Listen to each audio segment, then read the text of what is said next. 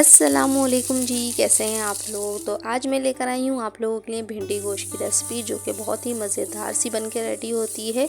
आप लोग मेरे स्टाइल से बना के देखिएगा, एक बार बनाएंगे तो बार बार बनाएंगे, इतनी कोई मज़े की भिंडी गोश्त रेडी होता है। तो चलिए रेसिपी स्टार्ट कर लेते हैं। सबसे पहले हमने कढ़ाई में डाल लेंगे 1/2 कप के बराबर ऑयल, और साथ ही हम ऐड कर देंगे 1 बड़े साइज़ की प्याज, और इसको हम फ्राई कर लेंगे सॉफ्ट होने तक। बहुत ज़्यादा फ्राई नहीं करना है, जस्ट हमने सॉफ्ट ही करना है।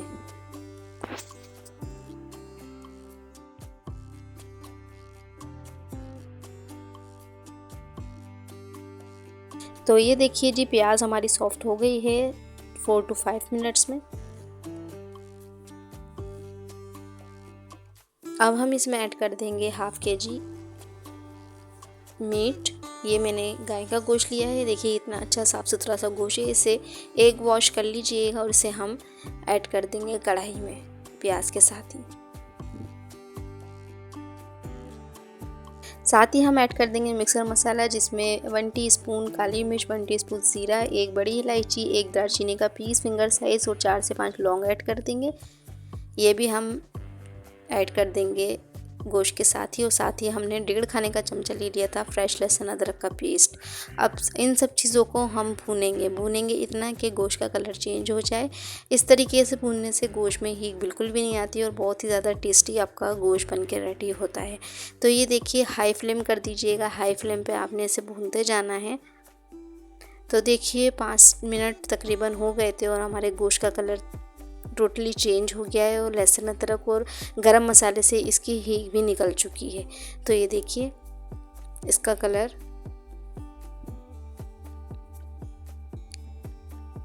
जो इसका गोश्त का अपना पानी होता है वो अच्छे से ड्राई हो गया है, ऑयल सेपरेट होने लग गया है। देखिए मैं करीब से भी दिखा देती हूँ। इस तरीके से गोश्त अच्छे से भून चुका है। अब इसमें हम ऐड करेंगे बाकी के स्पाइसेस, जिसमें हमने ले लिया है नमक 1 खाने का चम्मच, धनिया पाउडर ले लेंगे 1.5 टेबल स्पून, 1 खाने का चमचा ले लेंगे हल्दी पाउडर, लाल मिर्च पाउडर डालेंगे 1.5 से 2 खाने के चम्मच या हिस्बे जायका। और इन सब चीज़ों को डाल के अच्छे से कर लेंगे मिक्स और अच्छे से कर लेंगे इसकी भुनाई। तकरीबन 4 से 5 मिनट तक आपने भुनाई करनी है। और इसमें पानी डाल के हम रख देंगे गोश्त गलने के लिए। जितनी आप भुनाई करेंगे उतना ही गोश्त अच्छा बन के रेडी होता है, क्योंकि उसकी हींग जो है ना वो ख़त्म हो जाती है। मेरे स्टाइल से बना के देखिएगा, बहुत ही मज़ेदार सा बन के रेडी होगा कि आप उंगलियां चाटते रह जाएंगे। इतना कोई मज़ेदार सा ये गोश्त बन के भिंडी गोश्त बन के रेडी होगा। तो ये देखिए बहुत अच्छे से भुनाई हो चुकी है हमारे गोश्त की।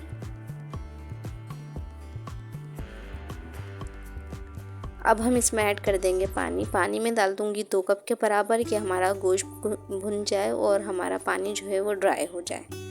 बस गोश्त गलने के लिए आपने पानी ऐड करना है। इसको अच्छे से मिक्सिंग कीजिए।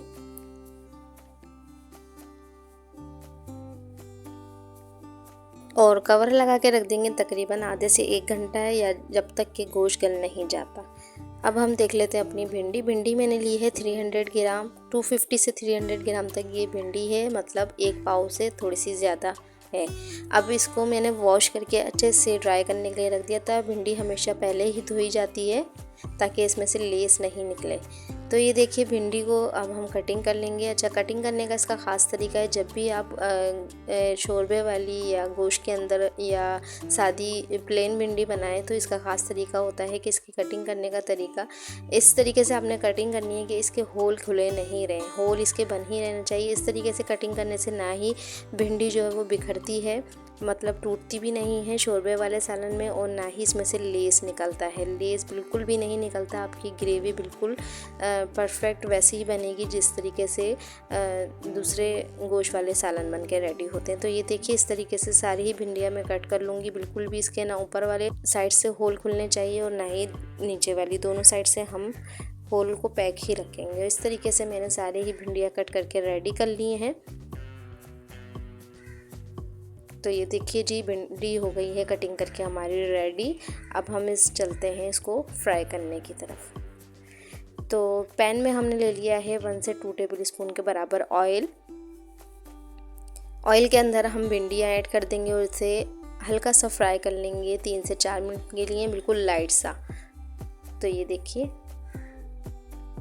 इस तरीके से फ्राई करने से हाफ डन तो हो ही जाती हैं भिंडियाँ और कुकिंग प्रोसेस भी इसका कम हो जाता है। थोड़ी ही देर में हमारी रेसिपी डन हो जाती है। जब तक हमारा गोश्त गल रहा है तो आप ये काम कर लीजिए। तो ये देखिए लाइट सा फ्राई कर लिया है, कितना खूबसूरत सा इस पर कलर आ गया है। इसी तरीके से आप फ्राई कर लीजिएगा और इसका फ्लेम कर दीजिएगा ऑफ। 3 से 4 मिनट के बाद ये देखिए ऑयल भी अलग हो गया है और इस तरीके से देखिए लेस भी नहीं निकलेगा इसमें से। देखिए हमारी भिंडी फ्राई हो गई है रेडी और ये हम ऐड करेंगे अपने गोश्त के अंदर। तो ये देखिए जी आधे से 1 घंटा गुजर गया था और हमारा गोश्त बहुत अच्छे से रेडी हो गया है और देखिए ऑयल सेपरेट हो गया है, सारा ही पानी ड्राई हो गया है क्योंकि हमारा गोश्त हमने इतना ही पानी डाला था कि गोश्त गल जाए, पानी ड्राई हो जाए। तो ये देखिए बहुत अच्छे से गोश्त गल के रेडी हो गया है। अब हम इसमें बाकी के स्टेप फॉलो करेंगे। इसमें हम डाल देंगे 1 बड़े साइज़ का टमाटर। बड़े साइज़ का नहीं हो तो आप 2 मीडियम साइज़ के टमाटर ले लीजिएगा और इसको बहुत अच्छे से भून लीजिएगा। भूनने की टिप्स ये है कि अगर आपने जल्दी टमाटरों को गलाना है, मतलब जल्दी है आपको, तो आपने क्या करना है, इस तरीके से मिक्सिंग कीजिए और इसको कवर लगा के रख दीजिए 1 से 2 मिनट के लिए।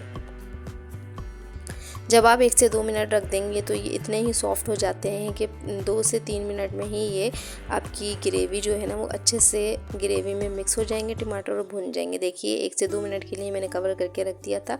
अब आपको भूनने में बहुत आसानी रहेगी, बहुत जल्दी से जो है वो मैश हो जाते हैं। ये टिप्स होती हैं, छोटी छोटी टिप्स से जो है वो जल्दी से काम हो जाता है।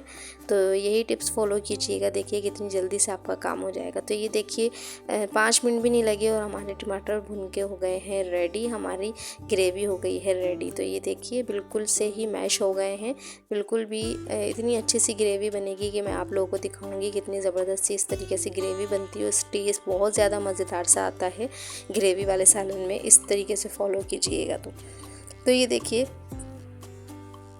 टमाटर भुन जाने के बाद अब हम इसमें ऐड कर देंगे 4 से 5 हरी मिर्चें और साथ ही हम डाल देंगे भिंडी जो हमने पहले ही फ्राई करके रख ली थी हल्की सी, और इसे डालने के बाद अच्छे से मिक्सिंग कीजिए।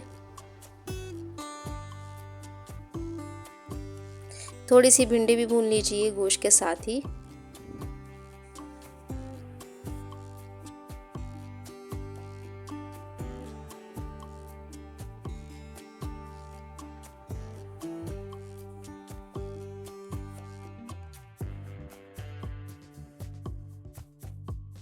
तो देखिए जी अच्छे से मिक्सिंग हो गई। अब हम इसमें डाल देंगे पानी।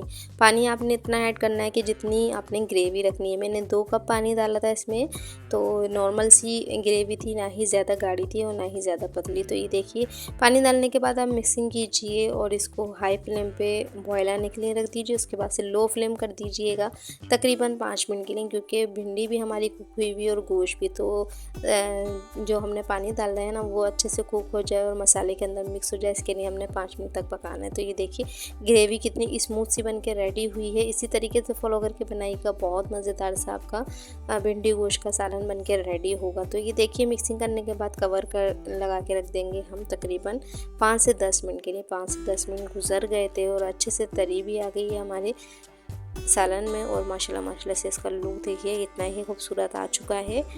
और ये देखिए जी फ्लेम ऑफ करने के बाद तरी हमेशा आती है और माशाल्लाह से इसका लुक देखिए कितना ही मज़ेदार सा, टेस्ट में बहुत ज़्यादा मज़ेदार सा बना था। यही टिप्स फॉलो करके बनाइएगा, बहुत मज़ेदार सा आपका भिंडी गोश्त का सालन बन के रेडी होगा।